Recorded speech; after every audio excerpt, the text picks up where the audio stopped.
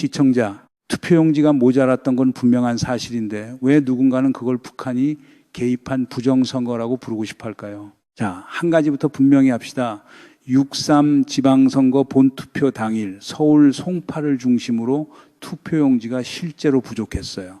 이건 다툴 여지가 없는 사실입니다. MBC 보도에 따르면 잠실 일대 투표소에서는 마감 6시간 전인 낮 12시부터 용지가 얼마 안 남았다는 메시지가 관리 단톡방에 올라왔습니다. 잠실 이동 6투표소에서는 유권자들이 한 줄로 서서 한참을 기다려야 했어요. 자, 그러니까 행정 실패는 명백합니다. 그런데 같은 사실을 가지고 한쪽에서는 책임자 처벌과 재발 방지를 말하고 다른 한쪽에서는 대통령은 즉각 퇴진하라고 외칩니다. 같은 데이터, 정반대의 결론. 여러분, 이게 우연일까요? 그리고 정말로 은폐가 목적이었다면 왜 선관위가 스스로 숫자를 늘려서 다시 발표했을까요? 오늘 이 영상에서는 세 가지 층을 풀어드립니다. 표면 실제로 무슨 일이 있었는지, 동기 같은 날 비슷한 문장이 세 군데에서 동시에 나온 이유, 그리고 결과 이 패턴이 굳어지면 다음 선거에서 우리는 무엇을 잃게 되는지. 미리 한 가지 숫자만 드리고 시작할게요. 140과 1만4, 288. 이 두 숫자가 오늘의 출발점입니다. 자, 한번 보세요. 이건 단순한 투표용지 사고가 아닙니다. 행정 실패 하나를 어떻게 정권 부정 서사로 가공하느냐, 그 가공 공정에 관한 이야기입니다. 지금 일부 매체와 원외 정당들이 의도적으로 뒤섞고 있는 세 가지 층을 먼저 분리해 드릴게요. 첫째, 행정 실패 용지 배분과 관리에 구멍이 났습니다. 둘째, 관리 책임 누가, 왜, 어느 선까지 잘못 판단했는지 따져야 하는 단계입니다. 셋째, 형사 범죄로서의 부정선거 조직적 조작이 있었느냐의 문제예요. 이 세 층은 모두 다른 증명 기준과 다른 해법을 요구합니다. 그런데 지금 화면에서 흘러나오는 일부 주장은 첫 번째 층의 사실을 가지고 세 번째 층의 결론을 내고 있어요. 장님이 코끼리 코를 만지고 코끼리는 호스다라고 결론 내는 것과 비슷한 구조죠. 표면 동기 결과 순서로 짚어보겠습니다. 자, 표면부터 보겠습니다. 먼저 인정할 건 인정해야 해요. 송파구 잠실 일대를 중심으로 본투표 당일 정오쯤부터 투표용지가 얼마 안 남았다는 메시지가 투표소 관리단체 대화방에 떴습니다. 마감까지 6시간이 남은 시점이었어요. 잠실 이동 6투표소 사진은 연합뉴스에 그대로 남아 있습니다. 이게 사실입니다. 변명할 거리가 없어요. 행정 실패입니다. 자, 그러면 얼마나 큰 사고였느냐. 6월 8일 중앙선관위 발표를 그대로 옮겨드릴게요. 헤럴드 경제와 세계일보가 같은 날 같은 수치를 보도했습니다. 전국 1만4, 288개 투표소 중 부족분을 보충하기 위해 용지를 추가 송부한 곳이 140곳. 지역별로는 서울 53, 경기 36, 인천 18, 부산 9, 대구 7, 경남 5, 전남 4, 울산 3, 강원이, 충북, 전북, 경북, 각일. 추가로 송부한 용지가 실제 투표에 사용된 곳은 91개. 용지 부족으로 투표가 잠시 중단됐다가 재개된 곳은 26개입니다. 자, 여기서 주목할 게 있어요. 5일에 처음 발표할 때는 67곳이었습니다. 사흘 뒤 8일 발표에서는 140곳, 73곳이 늘었어요. 한쪽에서는 이걸 두고 거봐라 처음부터 축소 발표한 거 아니냐고 했죠. 더퍼블릭은 선관위가 사태 규모를 처음부터 제대로 파악하지 못했거나 축소 발표했다는 비판을 피하기 어렵다고 짚었어요. 이 지적 일리가 있습니다. 그 부분에 대해서는 선관위가 답을 내놔야 해요. 이 부분은 이 영상도 함께 비판하는 지점입니다. 잠시 기억해 두시고요. 그리고 송파만 문제가 아니었어요. 세계일보 보도에 따르면 충북도선 관이도 별도로 공식 사과를 했습니다. 지방선거 당일 오전 6시 10분쯤 한 투표소의 선거임명부에서 등재번호 2842번부터 4137번까지 296명분의 명단이 누락돼 약 30분간 해당 유권자 투표가 지연됐다는 거예요. 이런 사고들이 분리되어서 따로따로 사과되고 있다는 사실 자체가 관리 시스템 전반에 구멍이 났다는 진단을 뒷받침합니다. 그리고 그 진단은 다시 강조드리지만 조직적 부정선거와는 완전히 다른 차원의 문제예요. 시스템이 허술하다는 비판과 시스템이 누군가의 지시로 결과를 조작했다는 주장은 같은 단어를 쓰더라도 전혀 다른 얘기입니다. 그리고 이건 오늘 인용된 원의 정당들 성명에는 빠져 있는 대목인데 책임은 이미 떨어졌습니다. 중앙이코노미뉴스와 헤럴드 경제 보도에 따르면 노태악 중앙선관위원장은 조희대 대법원장이 지명 해제를 통보하면서 위원장직에서 물러났습니다.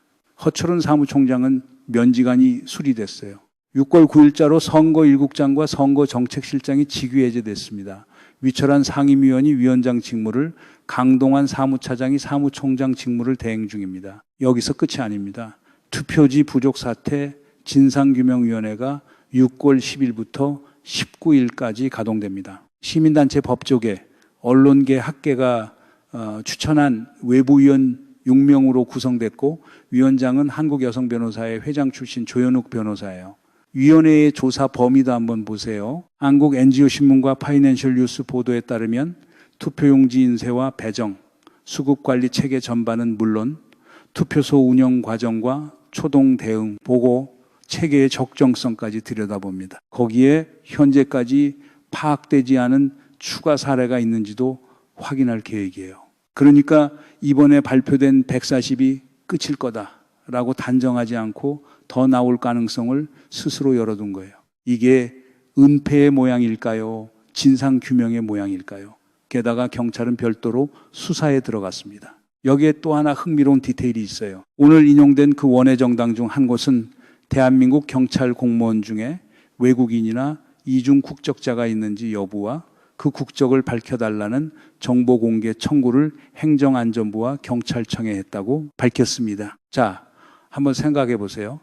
투표용지 부족 사태의 책임 규명과 경찰 안에 외국인이 있느냐 하는 질문이 무슨 논리적 연결고리가 있습니까?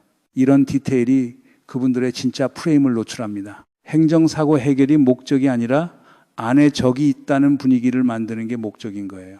이건 매우 중요한 단서입니다. 잠시 기억해 두시고요. 자, 정리해 볼게요.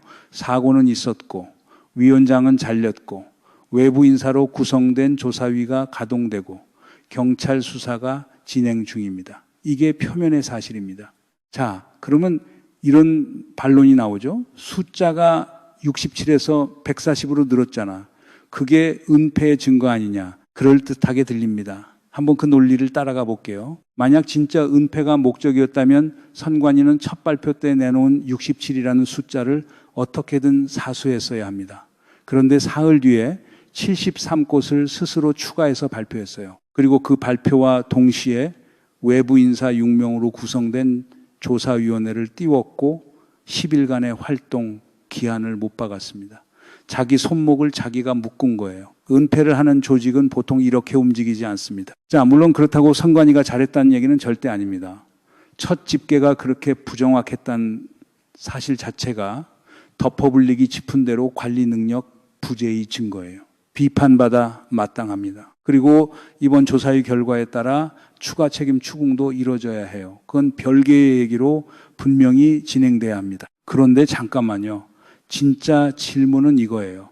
그 사실이 왜 대통령 즉각 퇴진이라는 결론으로 전푸합니까? 행정 실패와 정권 정통성 부정 사이에는 굉장히 긴 다리가 있어야 하는데 그 다리는 누가 왜 만들고 있는 걸까요? 자, 이제 동기로 내려갑니다. 오늘 인용된 성명을 한번 같이 보세요. 자유통일당, 우리공화당, 자유민주당, 원외군소 정당 세 군데가 같은 날 같은 사실관계를 두고 거의 같은 패키지의 요구를 내놨습니다. 선관위 해체, 사전투표 폐지, 우편투표 폐지, 전자개표 폐지, 그리고 이재명 대통령 즉각 퇴진. 비슷한 메시지가 비슷한 시점에 세 군데서 동시에 나왔어요. 옛 중국의 3인 성호라는 말이 있죠. 세 사람만 짜고 외치면 시장에 없는 호랑이도 있는 것처럼 들린다는 얘기예요.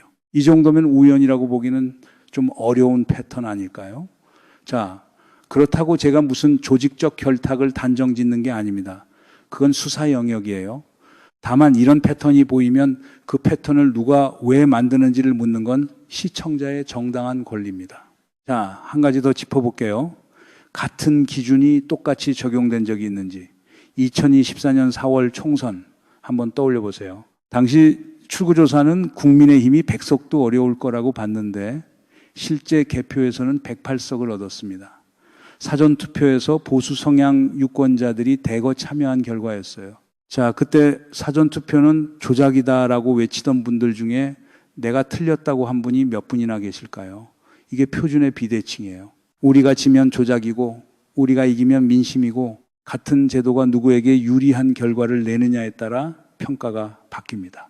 솔직히 말씀드리면 이건 자충수예요. 자기 손으로 자기 신뢰를 깎고 있는 거니까요. 자, 그리고 핵심 질문 하나. 이 프레임이 굳어지면 결과적으로 누가 가장 이득을 봅니까? 생각해 보세요. 행정 실패 하나가 대통령 퇴진 사유로 번역될 수 있다면 앞으로 모든 선거 사고는 잠재적 쿠데타 시나리오가 됩니다. 12.3 비상계엄으로 한번 깨졌던 헌정 질서를 겨우 봉합한 시점에 누군가는 그 질서를 다시 흔들 도구를 손에 쥐려고 하는 거예요. 자, 그러면서 동시에 이 부분이 진짜 중요한데 정작 정치적 책임을 져야 할 사람들의 이름은 그 성명 어디에도 없습니다. 12.3 당시 결정의 사슬에 있던 인물들, 그 결정을 지금까지 옹호해온 인사들 이름이 한 줄도 안 나와요. 모든 화살이 선관위와 현직 대통령으로 향합니다. 이 누락이 우연일 리가 없죠. 여기에 한 가지 더 흥미로운 신호가 있어요. 보도된 바에 따르면 장동혁 국민의힘 대표는 선관위를 향해 전면 재선거를 요구했습니다.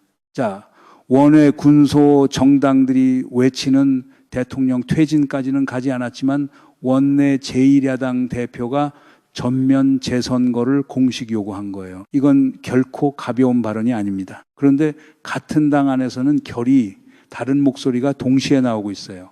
송파 잠실 현장을 직접 방문한 의원들도 있고 단톡방에서 시위를 소요라고 표현해 다른 의원들과 설전을 벌인 인사도 있고 위원장 사퇴와 위원 전원 탄핵을 외치는 의원도 있습니다. 한 정당 안에서 이 정도로 결이 갈리는 건 당이 어디로 갈지 아직 정해지지 않았다는 신호예요. 그리고 그 결정이 어느 쪽으로 기우느냐는 앞으로 한국 정치의 자장 전체를 바꾸는 문제로 이어집니다.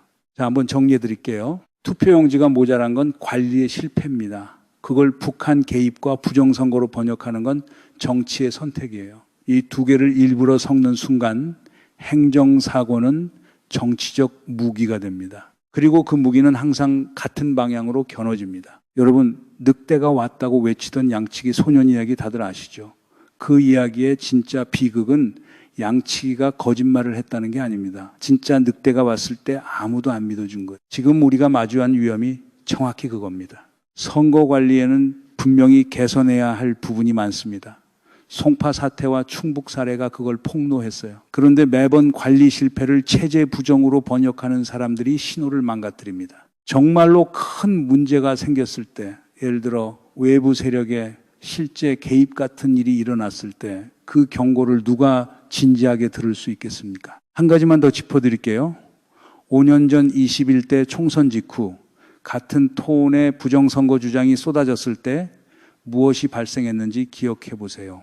일부 지지자들이 선관위 시설 주변에서 충돌을 일으켰고 음모론 영상은 수백만 조회수를 찍었어요. 그러는 동안 정작 선거관리의 진짜 약점들, 사전투표 보안 절차의 디테일, 개표 검증 체계의 투명성, 인력관리의 한계 같은 건설적 개혁 의제는 오히려 추진력을 잃었습니다. 부정선거 주장이 커질수록 실제 선거 계획은 오히려 더 어려워지는 역설이 작동한 거예요. 자, 그리고 한 가지 더. 주류 보도는 대체로 선관위가 사과했다, 위원장이 물러났다, 선에서 멈춥니다. 그 빈자리를 누가 어떤 서사로 채워가고 있는지는 잘 보여주지 않아요. 그 빈자리를 보는 게 오늘 우리 시청자분들이 하시는 일입니다. 하나 더 짚어드릴게요. 송파 올림픽공원 핸드볼 경기장 개표소 앞에서는 며칠째 항의 집회가 이어지고 있다고 보도되고 있어요. 시민의 분노 자체는 충분히 이해할 만합니다. 투표를 못한 분, 한참 줄을 서서 기다린 분들의 답답함은 정당해요. 다만 그 정당한 분노가 어디로 흘러야 하는지, 그 통로를 누가 만들고 있는지는 별개의 문제입니다. 재발 방지를 위한 책임 규명으로 흐를 수도 있고 정권 자체를 부정하는 캠페인으로 흐를 수도 있어요. 분노의 정당함과 요구의 적절함은 같은 게 아닙니다. 같은 분노라도 어떤 통로로 흐르느냐에 따라 도착하는 곳이 완전히 달라져요. 자, 그러면 이 흐름이 굳어지면 어떻게 됩니까? 결과로 내려가 봅시다. 첫 번째 결과, 이번 주장은 새 주장이 아닙니다. 2020년 4월 총선 직후에도 같은 구조의 의혹 제기가 쏟아졌어요. 결과만 말씀드릴게요. 법률신문 집계에 따르면 21대 총선과 관련해 제기된 당선 무효 소송이 총 126건이었고 법원에서 인용된 거는 0건입니다. 0. 대법원 2020수 30, 2020수 5028, 그리고 2022수 5053 모두 기각됐어요. 사전투표에서 민주당 후보 득표율이 본투표보다 10%포인트 높다는 당시 가장 핵심으로 밀던 주장도 대법원이 정면으로 반박했습니다. 경찰도 사전투표 관리가 미흡했을지언정 고의성은 없다고 보고 선관위 관계자들을 무혐의 불송치했어요. 자, 그러니까 지금 우리가 보는 건 새로 발견된 부정선거가 아니라 5년 전에 법원에서 박살난 플레이북의 재포장본이에요. 그리고 더 흥미로운 건 22대 총선이 끝난 2024년 4월 이후로는 이 플레이북의 목소리가 잠시 잦아들었다는 거예요. 그런데 12.3 비상계엄 사태를 계기로 다시 시동이 걸렸고 이번 지방선거 결과에 맞춰서 한 단계 더 큰 버전으로 재출시된 셈입니다. 같은 회로가 한국 정치 안에 상시 대기 상태로 깔려 있다는 뜻이에요. 두 번째 결과, 진짜 위험은 이 흐름이 원내 정당까지 잠식하는 거예요. 보도된 바에 따르면 국민의힘 의원 단톡방에서 잠실 투표소 점거 시위를 소요라고 표현한 발언을 두고 김은혜, 김미애 의원과 설전이 있었다고 합니다. 김재섭, 김은혜, 신동욱, 최보윤 의원은 직접 현장을 찾아갔어요. 주진우 의원은 노태학 위원장 사퇴를 요구하고 선관위원 전원 탄핵안 발의 의사를 밝혔습니다. 자, 한원내 보수 정당 안에서도 결이 갈리고 있다는 뜻입니다. 모두가 같은 톤으로 외치는 그림이 아니라는 거예요. 어떤 의원은 절차적 책임 추궁을, 어떤 의원은 시위 동조를, 어떤 의원은 절제된 거리 두기를 선택합니다. 이 갈림길에서 한 정당의 방향이 정해지면 결국 한국 정치의 두 축 중 하나가 어느 쪽으로 기우는지가 결정되는 거예요. 세 번째 결과, 가장 무거운 거예요. 12.3 비상계엄으로 헌정이 한번 깨졌습니다. 그 위기를 겨우 봉합하고 다시 일어선 자리에서 모든 선거 사고를 체제 전복 카드로 번역하는 회로가 작동하기 시작하면 다음에 정말 어려운 결정을 내려야 할 때 우리 사회는 그 결정을 받아낼 신뢰의 근육이 남아 있을까요? 민주주의는 제도의 합으로만 굴러가지 않습니다. 제도를 신뢰하는 시민들의 합으로 굴러가요. 신뢰가 깎이면 제도는 형식만 남고 기능을 잃습니다. 자, 처음에 던졌던 두 질문으로 돌아갑시다. 은폐가 목적이었다면 왜 선관위가 스스로 숫자를 67에서 140으로 올렸을까요? 답이 명확해졌죠. 은폐하는 조직은 자기가 자기 손목을 묶지 않습니다. 위원장을 자르지도 않고 외부 조사위를 띄우지도 않아요. 첫 집계의 부정확함은 분명히 비판받아야 하지만 그 부정확함이 곧 음모의 증거인 건 아니에요. 그리고 두 번째 질문, 왜 요구가 재발 방지가 아니라 대통령 즉각 퇴진으로 점프했을까요? 이제 보이실 거예요. 목적지가 거기였기 때문입니다. 투표용지 부족은 통로였고 도착점은 처음부터 정해져 있었어요. 다시 한번 그분들의 요구 목록을 보세요. 선관위 해체, 사전투표 폐지, 우편투표 폐지, 전자개표 폐지. 자, 이걸 다 합치면 어떤 그림이 나옵니까? 현대 한국이 30년에 걸쳐 쌓아온 선거 인프라를 통째로 해체하자는 얘기예요. 투표용지 140장 부족이 그렇게 큰 결론을 정당화할 수 있을까요?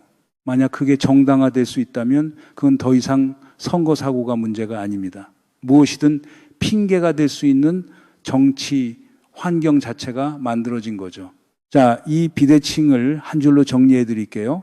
책임이 떨어져야 할 자리에서는 진짜로 책임이 떨어졌습니다. 근데 가장 크게 외치는 사람들이 요구하는 건 지난 5년간 대법원이 줄곧 기각해온 그 결론입니다. 자, 마지막 질문 하나 남기고 마치겠습니다. 투표용지 부족이라는 관리 사고 하나가 어떻게 매번 체제 부정으로 번역되는지, 그 번역기를 누가 왜 어느 자금으로 계속 돌리고 있는지, 이 질문은 이번 한 번의 선거로 끝나지 않습니다. 다음 선거에도 그 다음에도 똑같은 회로가 작동할 가능성이 매우 높아요. 한 가지 분명히 해드리고 싶은 게 있습니다. 오늘 이 영상은 선관위가 잘했다는 얘기가 아닙니다. 선관위는 분명히 잘못했어요. 첫 집계 부정확함, 송파 일대 관리 부실, 충북의 명부 누락 모두 비판받아야 합니다. 다만 선관위가 잘못했다는 사실이 대통령이 즉각 퇴진해야 한다는 결론으로 자동으로 이어지는 건 아니라는 것. 두 명제 사이에는 굉장히 많은 논증의 단계가 있어야 하는데 지금 그 단계들이 통째로 생략되고 있다는 것. 이게 오늘 짚어드리고 싶었던 핵심입니다. 6월 10일부터 19일까지 진상규명위원회가 가동됩니다.